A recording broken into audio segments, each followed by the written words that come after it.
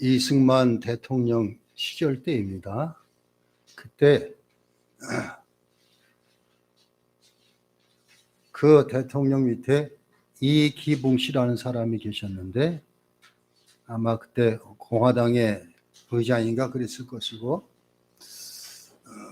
부통령을 하셨는가 국회의장을 했는가 그게 잘 기억이 안 납니다.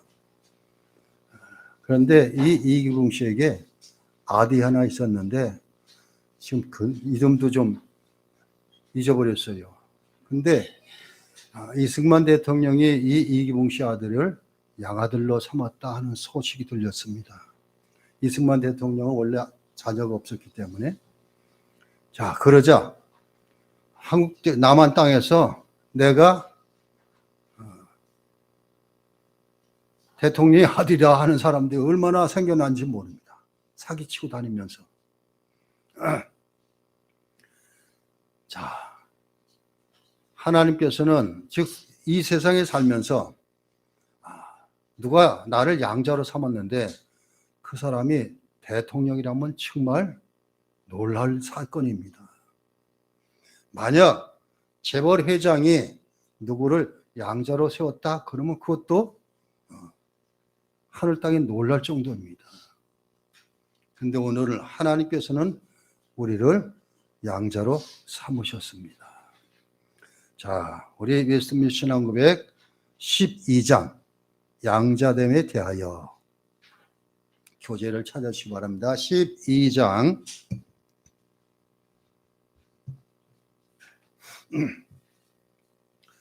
찾으셨으면 1항뿐이 없습니다. 양자됨에 대해서는 1항을 같이 읽어봅니다. 하나님께서는 의롭게 된 모든 사람들이 하나님의 독생자 예수 그리스도 안에서 또한 그리스도를 위하여 양자가 되는 은혜에 참여할 수 있도록 특별한 호의를 베풀어 주셨다. 이로써 그들은 하나님의 자녀들의 수에 들게 되어 그 자유와 특권을 향유일시게 하게 되었으며 한 자들이 되었다. 또한 양자의 영을 받고 담대하게 은혜의 보좌 앞에 나갈 수 있고 아바 아버지라 소리쳐 부를 수 있으며 긍휼과 보호를 받으며 필요한 것을 공급받게 되었다. 아버지에게 징계받는 것 같이 하나님께 징계를 받으나 결코 버림을 받지 않으며 날까지 인치심을 받고 영원한 구원의 상속자로서 약속을 물려받는다. 이렇게 1항은 말하고 있습니다. 그냥 쭉 우리가 읽어봐도 양자되어서 우리에게 얼마나 많은 복과 은혜가 임하는지를 보여주고 있습니다. 창조의 관점에서 보면은 인류 전체가 하나님의 자녀였습니다. 그래서 누가는 사도행전 17장 28절에 우리가 그의 소생이라 말하고 있습니다.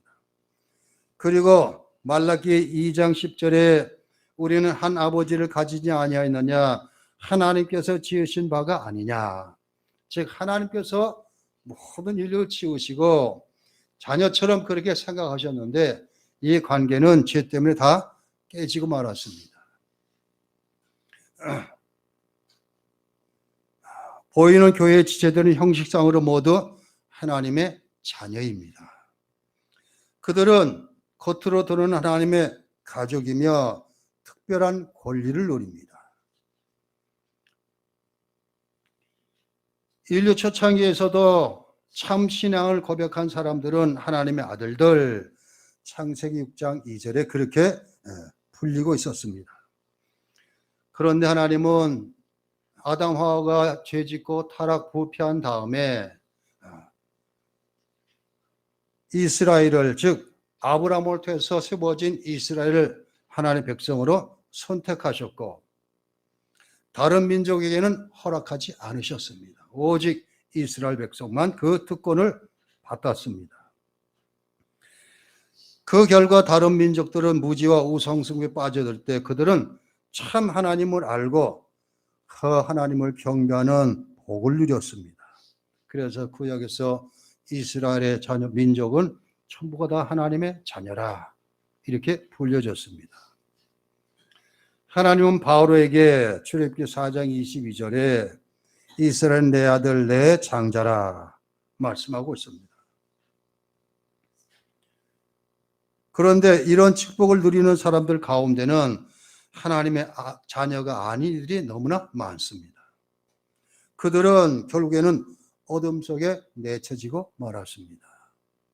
자, 그래서 여기에서 이제 선택과 버리시는 이 신학이 나오게 됩니다. 하나님의 자녀가 있는가 하면 하나님께서 버리신 그런 사람들이 있다 이것입니다.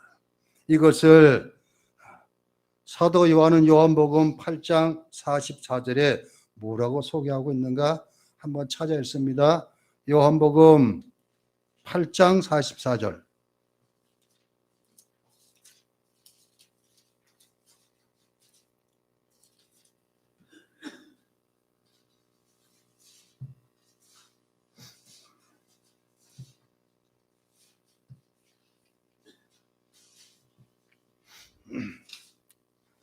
요한복음 8장 44절 같이 읽겠습니다.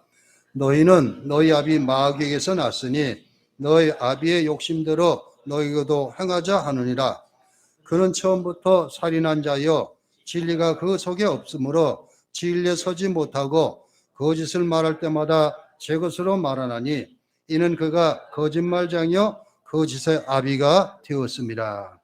자, 예수 그리스도를 모르는 사람은 뭐라고 이야기한다? 너희는 너희 아비 마귀에서 난 존재다 말하고 있습니다.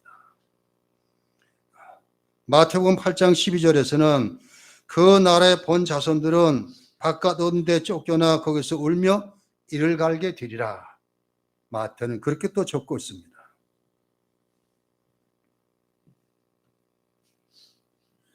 믿음으로 의롭다 하심을 받은 자들은 그런 모든 자들과는 다른 차원에서 하나님의 자녀로 불려지게 됩니다. 그들은 양자됨의 은혜에 참여할 수가 있습니다.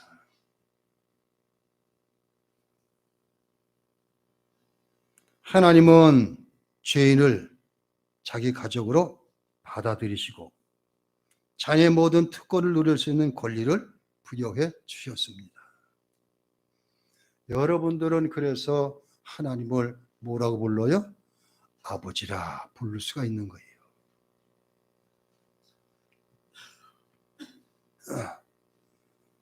하나님의 양자됨을 통해서 사단의 가족에서 천국의 가족으로 옮겨졌습니다.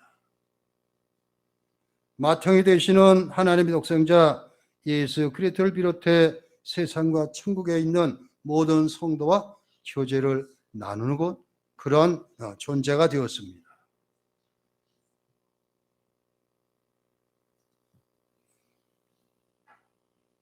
원래 하나님께서는 모든 인류를 다 자녀 삼으시기를 원했는데 죄가 이를 가로막았다 그랬습니다.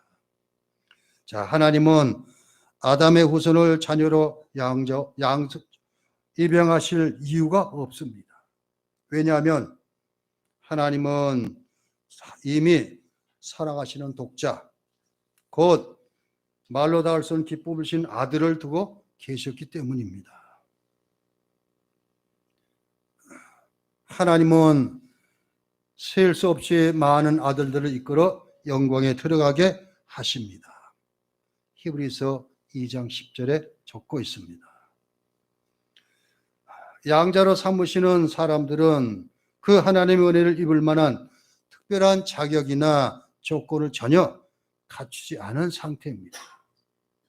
자, 우리가 뭘 뛰어나서 그래서 자녀가 된 것은 아니다 이것입니다.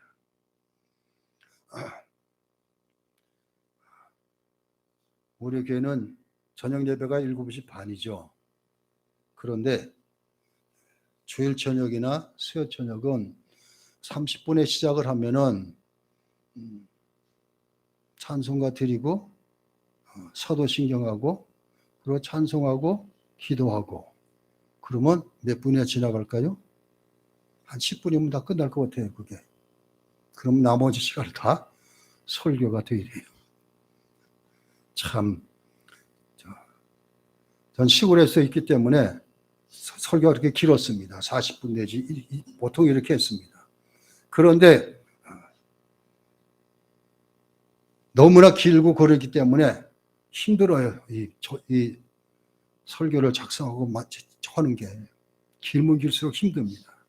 그래서 큰교들 목사님 참 부러웠어요. 그분들은 순서를 다 거치면 20분이면 끝나요. 그냥 간단하게. 근데 우리는 40분 이상 50분까지 해야 돼요. 우리 정 목사님은 설교를 어떻게 잘 작성을 하시는지 보통 7시 반에 시작을 하면 8시 40분, 45분에 끝나가지고 제가 집에 들어가면 9시 반 정도가 돼요. 그럼 그때 저녁을 먹어요, 저는. 근데 저는 그냥 그럴 수가 없어요. 그냥 있는 말씀만 전하기 때문에 힘듭니다. 그리고 치료받고 나서 더 힘들어요. 이상스럽게. 6개월에 한 번씩 호르몬 주사를 맞는데 이것이 남성 호르몬을 억제하는 주사예요. 그래서 그 병원에서 말하기를 아마 앞으로는 여자들의 갱년기 겪는 그런 현상이 있을 거리라 그래요. 갑자기 화끈화끈해지고 진땀이 나고 막 이런다 그러는데 그게 자주 나타나요. 막 땀도 막 나게 되고 그렇습니다. 그렇기 때문에 힘드니까 좀 일찍 끝나도 그럼 더 좋겠죠, 여러분들에게는. 자, 양자되는 것은 상태 변화로서 즉각 이루어집니다. 뭐가 없어요. 그냥 너는 내 아들이다. 그렇게 합니다. 그리스도를 진정으로 믿는 사람 모두 똑같이 양자됨의 특권을 누립니다. 갈라디아서 3장 26절 28절을 보면 너희가 다 믿음으로 말미암아 그리스도 예수 안에서 하나님의 아들이 되었으니 너희는 유대인이나 헬라인이나 종이나 자유인이나 남자나 여자나 다 그리스도 예수 안에서 하나이니라. 이렇게 적고 있습니다.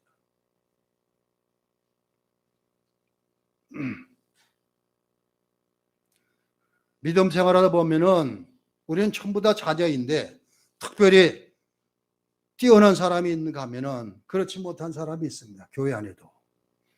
어떤 사람은 정말 하나님의 말씀을 듣고 그 말씀대로 기도하며 사는 가운데 하나님에서 열심히 일하는 사람이 있는가 하면은 그렇지 못한 사람들이 조금 늦어지는 사람도 있습니다. 그렇지만 하나님께서는 그렇다고 구별하지 않습니다. 이것이 양자됨입니다. 즉 하나님의 자녀라는 입장에서는 전부가 차이가 없습니다. 똑같습니다. 다 자녀입니다.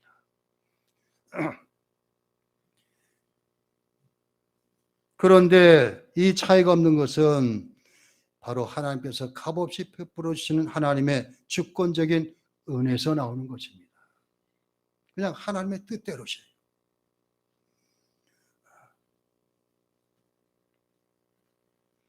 사도 요한일서 3장 1절에 보라 하나님께서 어떠한 사람을 우리에게 베푸사 하나님의 자녀라 일컬음을 받게 하셨는가 적고 있습니다.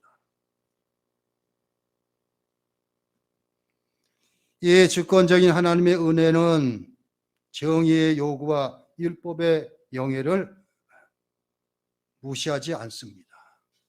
즉 하나님의 자녀는 자녀답게 살라고 하는 것이 하나님 말씀에 기록되어 있기 때문에 하나님께서는 만약 우리가 잘못하면은 반드시 징계하시는 그것이 있습니다. 그래서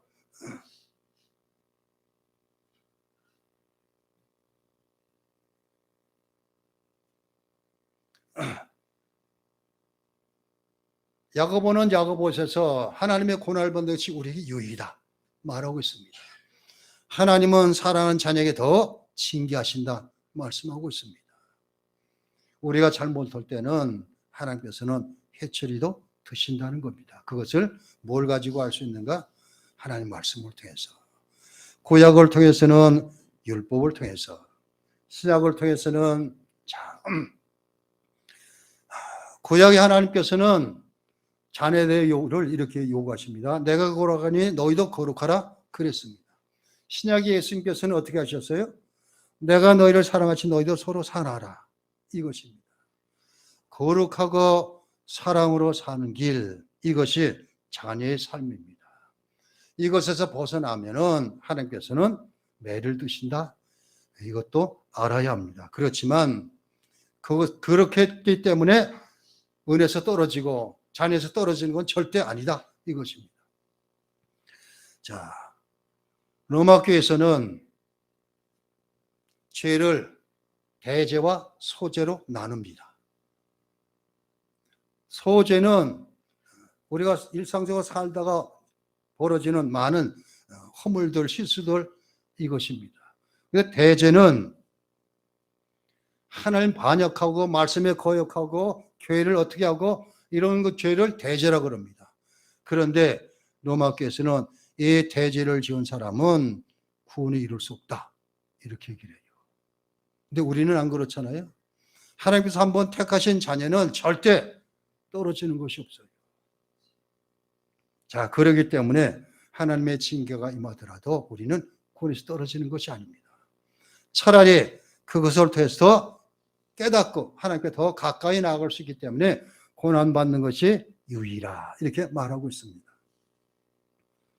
자, 우리 예수 그리스도는 스스로 낮추셔서 율법의 저주를 감당하심으로 우리가 알았던 잃었던 자녀의 죄를 되찾게 된 것은 정말 놀라운 사실입니다. 얼마나 큰 은혜인지 모릅니다. 우리가 값을 치를 수 없는 그 대가를 우리 예수님께서는 치르셨습니다. 우리는 믿음으로 그리스도와 연합하는 순간 이 놀라운 특권에 실제로 참여합니다. 자, 그럼 한 구절 여러분들 잘 아실 거예요. 요한복음 1장 12절을 같이 한번 외워볼까요? 요한복음 1장 12절 영접하는 자, 그 그림을 믿는 자들에게는 하나님의 자녀가 되는 권세를 주셨으니 이것입니다. 자, 그러면 이 하나님의 자녀에게는 어떤 특권을 누리게 되는가? 높은 지혜 사람들 그리고 재벌의 회장한테 양자로 드는 사람이 얼마나 많은 특권을 누리고 혜택을 받는지 모르는데 하나님의 자녀가 된 우리들은 어떤 특권을 누리는가? 자, 이걸 잘 적어 놓으시기 바랍니다. 이게 한두 가지가 아닙니다. 전체를 보니까 10가지, 10가지. 자, 첫째가 하나님의 자녀가 된 자들은 새 이름을 얻는 특권을 가집니다. 새 이름을 얻습니다. 낯선 이의 자녀가 이방되면 이방자의 성을 따라 새 이름이 지어지듯 하나님의 양자로 삼으신 자들은 새 이름으로 일컬음이 될, 즉 이사야서 62장 2절에 이방 나라들이 내 공의를 못 왕이 다 내 영광을 볼 것이요 너는 여호와의 입으로 정하실 새 이름으로 일컬음이 될 것이며 그랬습니다. 다시 말해 그들은 전능하신 하나님의 아들과 딸이라는 영광스럽고 사랑스러운 이름을 가지게 되는 특권을 가집니다. 그래서 사도 바울은 고린도후서 6장 18절에 너에게는 아버지가 되고 너희는 내 자녀가 되리라 전능하신 주의 말씀이라 하셨느니라 이렇게 말씀하고 있습니다. 자, 새 이름을 받는 특권을 누리게 됩니다. 두 번째, 하나님의 자녀가 된 자는 양자의 영을 받습니다. 즉 성령께서 우리들에게 자녀의 마음을 허락하셔서 하나님의 사랑스러운 독생자의 형상을 담게 하시는 것입니다. 즉 그러기 때문에 우리가 신앙생활하는 것은 자 구약을 하나님의 시대라면 신약은 예수님의 시대에 있었습니다. 이게 짧은 시대였지만 그리고 교회 시대를 성령 시대라 그렇게 말하고 있습니다. 그렇기 때문에 지금 우리가 신앙생활은 성령 시대를 살아가고 있습니다. 그렇기 때문에 우리 속에 계신 성령께서 즉 우리가 양자됨을 확인시켜준다 이 소리는 마찬가지입니다. 로마서 8장 16절에 성령의 친히 우리의 영과 더불어 우리가 하나님의 자녀인 것을 증언하시나니. 로마서 8장 16절. 즉 하나님의 자녀라고 성령께서 증언하시고 또 구원의 날까지 그들에게 인을 치십니다. 에베소서 1장 13절. 그 안에서 너희도 진리의 말씀, 그 너희의 구원의 복음을 듣고 그 안에서 또한 믿어 약속의 성령으로 인치심을 받았으니. 자, 구원의 날까지 성령으로 인쳐주신다 이것입니다. 그리고 그 얻으신 것을 속량하십니다. 에베소서 1장 14절에 이는 우리 기업의 보증이 되사 그 얻으신 것을 속량하시고 그의 영광을 찬송하리라 하심이라. 즉 성령께서 자녀라고 증언해 주시고 성령으로 인을 쳐 주시고 그리고 속량해 주십니다. 즉 성령을 통해서 양자가 된 것을 확실하게 누리는 특권을 받는다. 두 번째 이것입니다. 세 번째는 하나님의 자녀가 된 사람들은 은혜 보좌 앞에 담대히 나갈 수 있는 특권을 가지게 됩니다. 자, 찾아봅니다. 에베소서 3장 12절.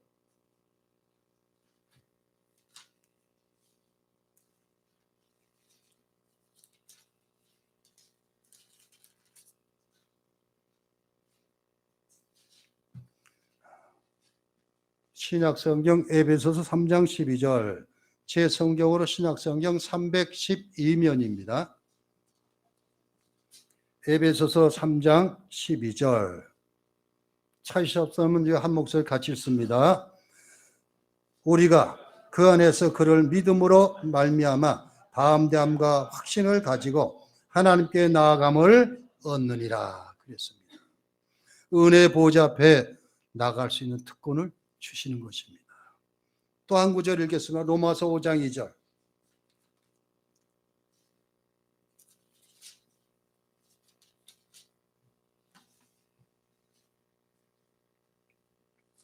로마서 5장 2절. 제 성경으로 신약성경 245면. 로마서 5장 2절 같이 씁니다. 또한 그로 말미암아 우리가 믿음으로 서 있는 이 은혜의 영광에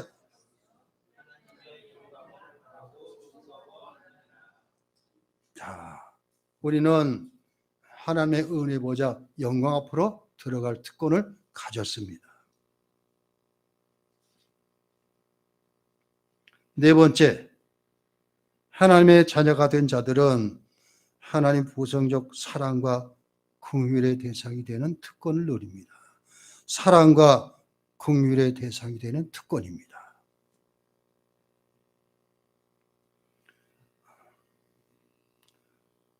하나님은 우리들의 이름을 다 아시며 우리들의 한갓 진토에 지나지 않는 것을 다 알고 계십니다. 즉 부족하고 미안한 것을 다 알고 계십니다. 징계할 필요가 있다고 느끼실 때는 아버지가 자식을 긍휼히 여김같이 그들을 긍휼히 여겨주십니다. 자, 한 구절 찾아있습니다. 시편 103편.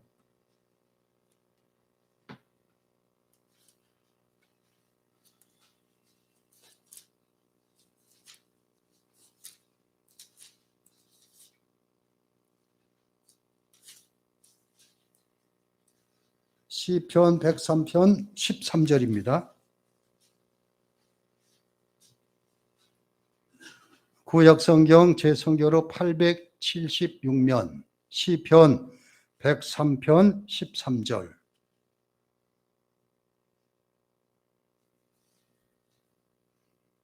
자, 같이 읽습니다. 아버지가 자식을 긍휼히 여김같이 여호와께서는 자기를 경외하는 자들을 긍휼히 여기시나니 말씀하고 있습니다.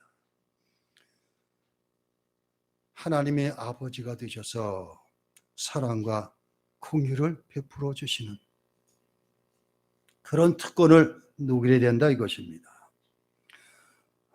다섯 번째는 하나님의 자녀가 된 자들은 하늘에 계신 아버지의 보호를 받는 특권을 누립니다. 아버지의 보호 특권.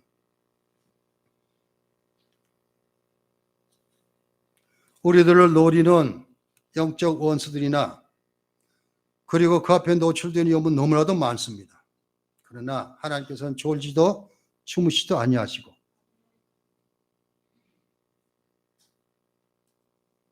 우리를 불꽃 같은 눈동자로 감찰하시면서 보고 계시면서 인도하시고 보호하십니다.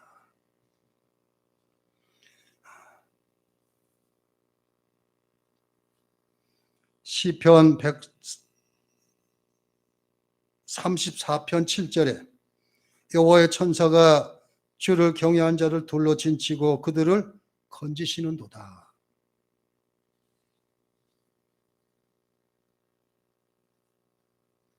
하나님께서는 천사들을 동원하셔서 우리를 보호하시고 그리고 인도하셔 주십니다. 힘들 때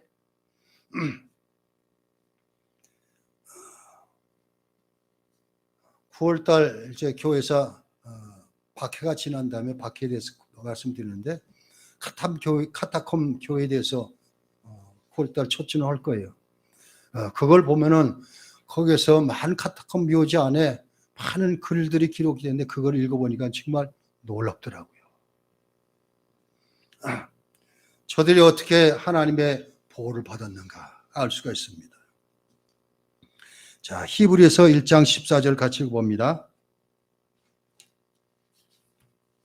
히브리서 1장 14절. 신약성경 353면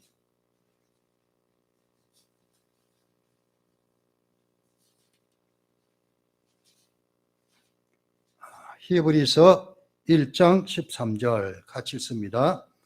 모든 천사들은 섬기는 영으로서 구원받을 상속자들 위하여 섬기라고 보내심이 아니냐. 히브리서 기자는 1장부터 시작을 해갖고 예수 그리스도의 탁월함을 보여주면서 당시에 로마교회나 뭐 뒤에지만 유대인들이 늘 그렇게 가졌던 천사들이 자기들을 보온다. 하나님께서 보내셔서 그런 사상을 갖고 있는데 그들보다 훨씬 뛰어난 예수입니다. 이것을 말씀하면서 천사들을 우리를 위해서 보내셨다. 그렇게 말씀하고 있는 것입니다. 자, 다섯 번째는 하나님의 자녀가 되는 하늘의 아버지의 보호를 받는다. 특권. 다음에 여섯 번째는 하나님의 자녀가 된 자는 하늘에 계신 아버지로부터 필요한 것을 공급받게 됩니다. 우리가 필요한 모든 것을 공급해 주십니다.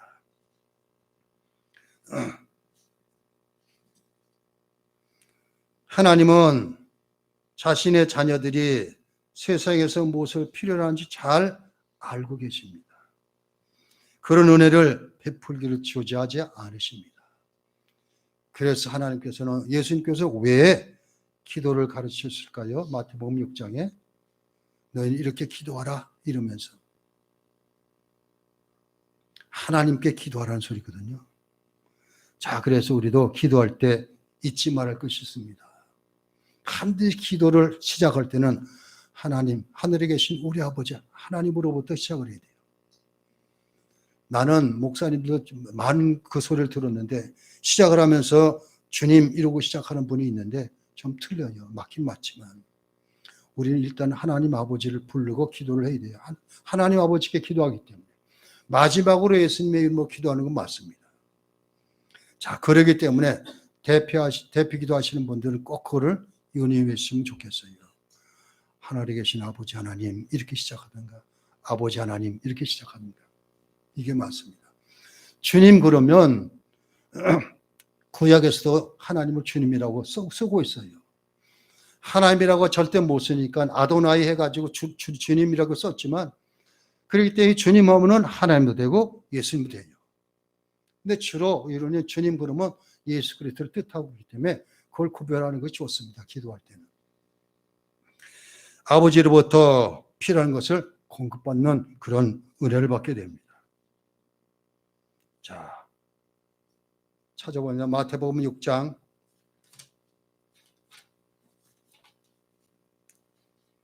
30절에서 32절.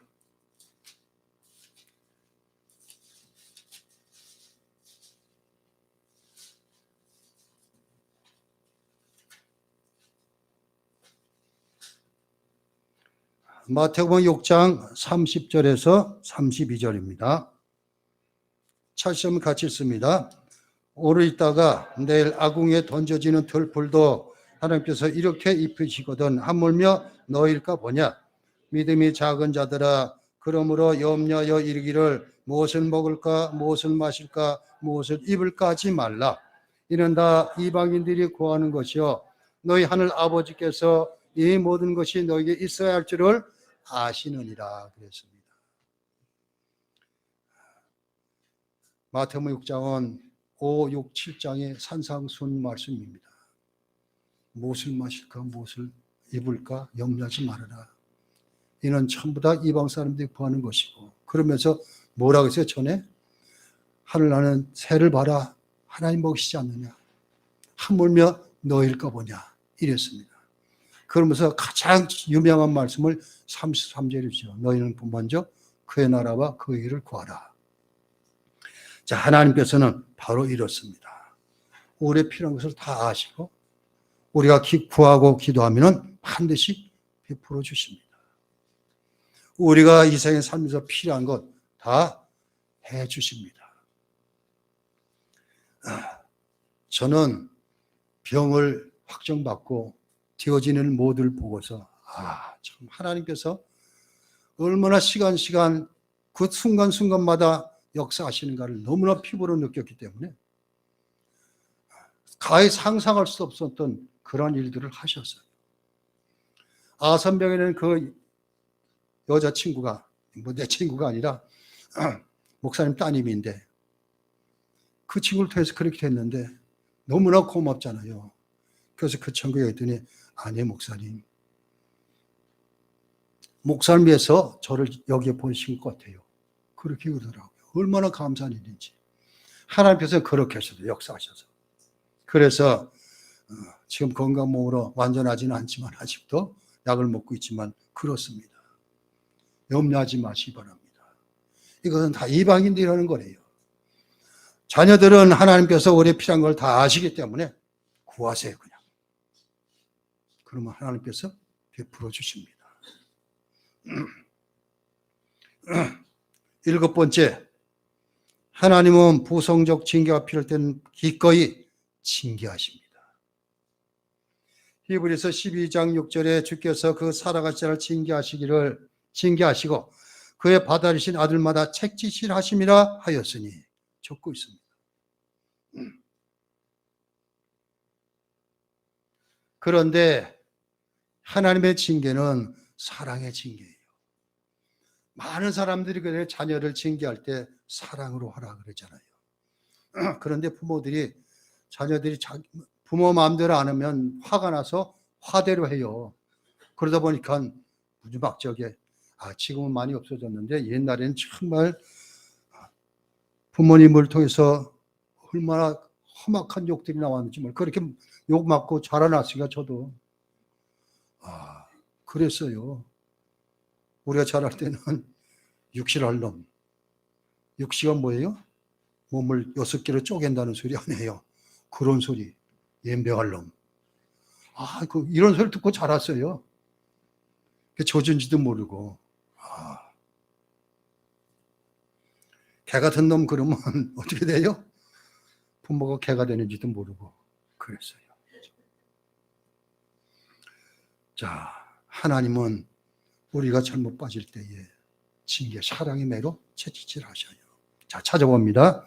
시편 89편.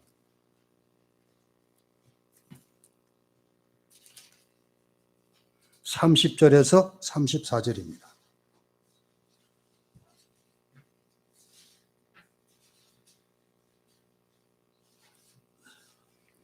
시편 89편 30절에서 34절까지입니다. 자, 같이 읽습니다. 만일 그의 자손이 내 법을 버리며 내 규례대로 행하지 아니하며 내 율례를 깨뜨리며 내 계명을 지키지 아니하면 내가 회초리로 그들의 죄를 다스리며 채찍으로 그들의 죄악을 멸하리로다. 그러나 나의 인자함을 그에서 다 거두지 아니하며 나의 성실함도 패하지 아니하며. 반드시 34절 내 맞습니다. 34절까지. 내 언약을 깨뜨리지 아니하고 내 입술에서 된 것은 아니하리로다. 이랬습니다. 하나님 우리를 징계하실 때 반드시 사랑으로 징계하셔요. 자, 그러기 때문에 우리가 신앙생활하다가 그런 것을 느낄 때가 있어요. 말씀에서 벗어나고 하나님 원하지 않는 것을 하면서 아무런 적이 없이 그냥 하게다 보면은 그 사람은 아직 잘 믿는 게 아니에요.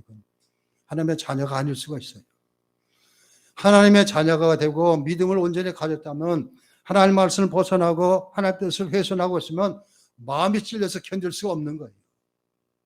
그렇게 돼야 되고, 그러기 때문에 정말 가슴 아프고 눈물 뿌려 회개하기도 하고 이래야 됩니다. 제가 기도하면서 별로 울진 않는데 한 번은 기도하면서 울면서 회개한 적이 있어요. 술을 끌었다가 하도 유혹에 빠져갖고 한 번 그걸 마시고선 나와가지고 너무나 괴로워서 교회 가가지고 밑바닥에 뒹굴면서 울었어요. 막 울면서 회개했어요. 그럴 수뿐이 없어요. 자녀가 된 사람은. 자, 하나님은 이렇게 사랑의 매를 가지시고 있는 분이시다. 그런 하나님의 그런 것이 생각나면 즉시 회개하고 바로 돌아서면 걱정할 수가 없습니다. 징계는 당장에는 기쁘지 않고 슬프지만 그러나 우리에게 영적인 유익을 반드시 주게 됩니다. 자, 8번째. 양자됨과 그와 더불어 주신 특권이 잃어버리는 일은 절대 없습니다. 그 하나님의 자녀에게서 여기서 떨어지는 것 절대 없다는 소리입니다. 우리가 구원받은 것도 절대 떨어지는 것이 없지. 하나님의 특권, 즉 양자된 자녀가 된 것은 절대 잃어버릴 수가 없다 이것입니다.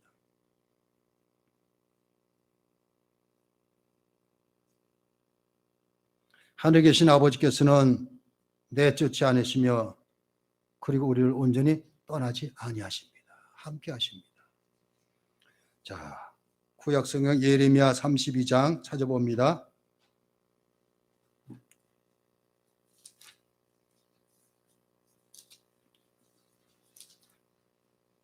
예레미야 32장 40절. 제 성경으로 구약성경 1105면입니다.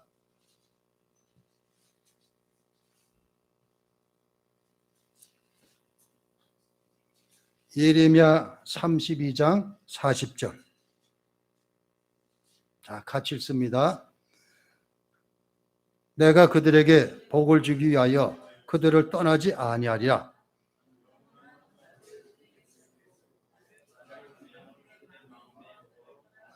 하지 않게 하고, 하나님께서는 한번 자녀 삼으실 것은 절대 이 자녀가 잃어버리지 않고 우리를 떠나지 아니하신다. 이렇게 말씀하고 있습니다.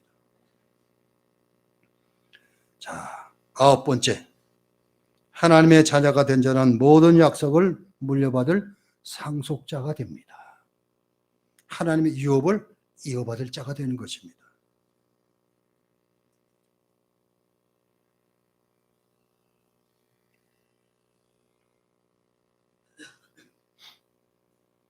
자, 히브리서 신약성경 6장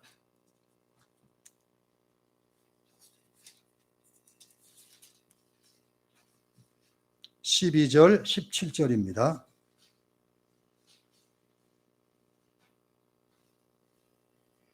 (12절) 한 절과 (17절) 한 절.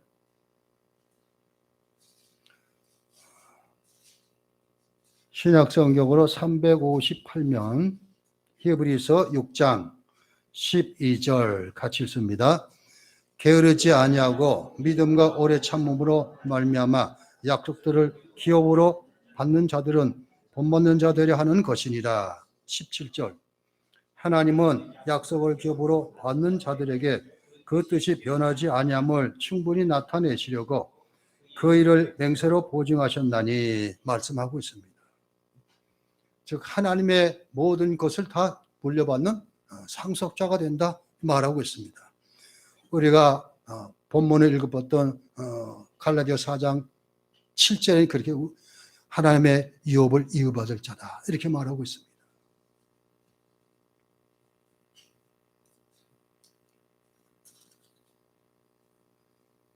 자, 10번째로 가장 중요한 것은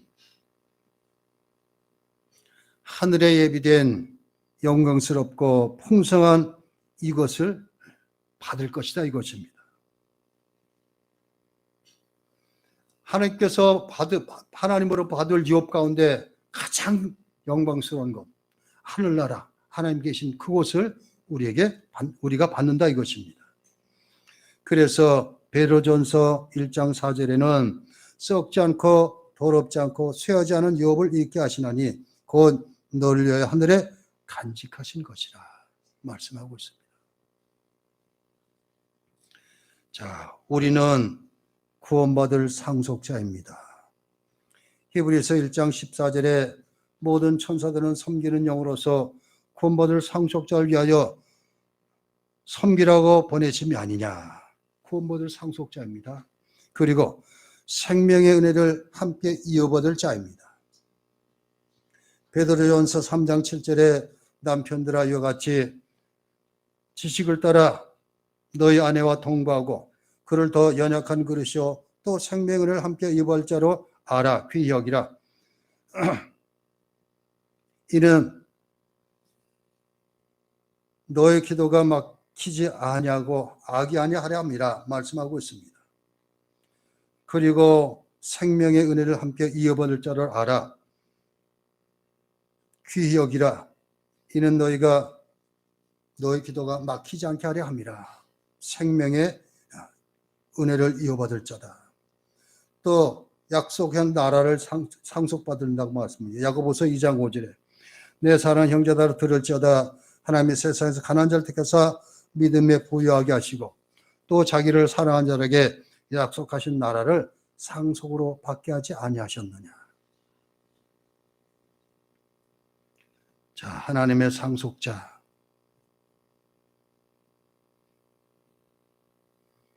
말씀을 맺겠습니다. 우리 성도들은 정말 명예롭기 그지없습니다. 하나님의 자녀가 누리는 영예보다 더 큰 영예는 없습니다. 이 영예는 세상 사람들은 그 앞에 잘 드러나지 않고 신자들 자신들도 늘 의식하지는 못하고 있습니다. 그렇지만 예수 그리스도 재림하시는 날은 하나님의 아들들이 나타나는 그리고 피조물에 고대하는 바 그런 날이 될 것입니다. 그날에 우리 그리스도께서는 온 세상 앞에서 그들을 자기 형제로 인정하시고 그들을 위해 준비한 모든 기업을 온전하게 누리게 하실 것입니다. 자, 우리는 하나님의 자녀가 되었습니다. 그러기 때문에 주님께서 다시 오실 날을 사모하며 기다리시는 여러분 되시기 바랍니다. 언제 오신다 할지라도 맞이할 준비를 늘 하고 계시기 바랍니다. 그분이 오실 때까지 하나님의 자녀에 구별되고 거룩한 삶을 사시는 저와 여러분 되시기 바랍니다. 이 땅에서 흠없고 책망할 것이 하나님의 자녀들처럼 행동하시고 그리고 세상의 소금으로 빛으로 사시기 바랍니다. 이것이 자녀가 살아야 할 본분입니다. 기도합니다. 하나님, 웨스트민스터 신앙 고백을 공부하는 가운데 오늘 하나님의 자녀 양자됨에서 배웠습니다. 하나님의 자녀가 되는 것은 얼마나 큰 영예이고 큰 특권이고 은혜이고 복인지 모릅니다. 이것을 우리는 그저 하나님의 주권 가운데 선물로 받았습니다.